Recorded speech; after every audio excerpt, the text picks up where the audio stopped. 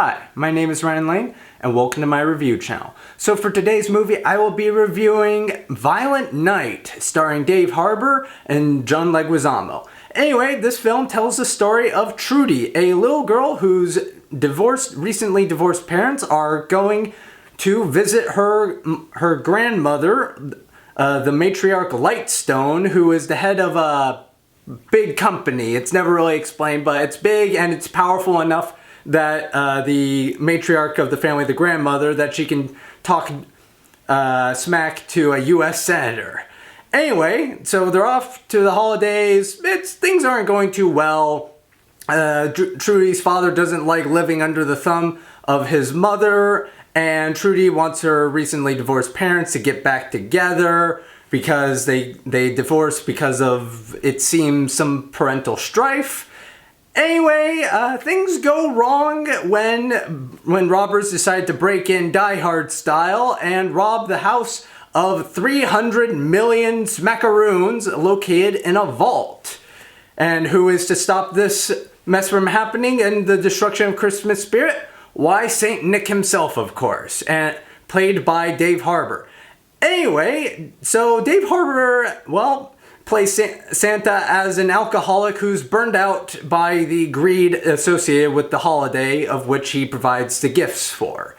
But thankfully, he still he's a great character. He's an alcoholic who engages in debaucherous acts while engaged in gift giving. Yeah, he has just enough of a sweet spot for kids who believe in him to keep him from feeling too cynical and annoying to watch. Plus, he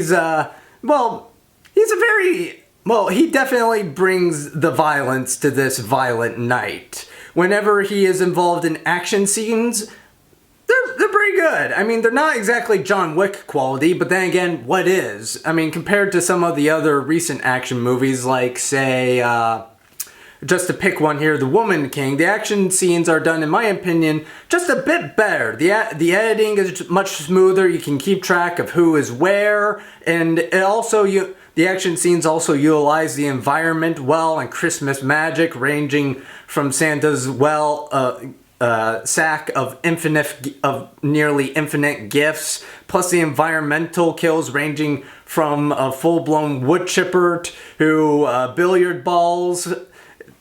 Yeah, it's pretty fun. Also, the other cast members are pretty good too. I mean, in spite of the cast members having varying levels of writing to work with. The Trudy character, she's really good as a precocious young girl who just wants her family to be together and could care relatively less about the gifts. Plus, her parents do a really good job of playing parents who are divorced yet clearly want the best for her child and are willing to set aside differences. I really like that. However, the other family members of the Lightstone family, I mean, the grandmother, she has a nice edge to her. She can be a very controlling woman, yet she is definitely can smell BS when she sees it, especially in her son-in-law, a narcissistic actor who's obsessed with trying to get a new movie made, and yeah, he's not that great of a character. Also, there's the sister Lightstone family member. She's an alcoholic and very demeaning towards Trudy's mother. And then there's Trudy's cousin, who's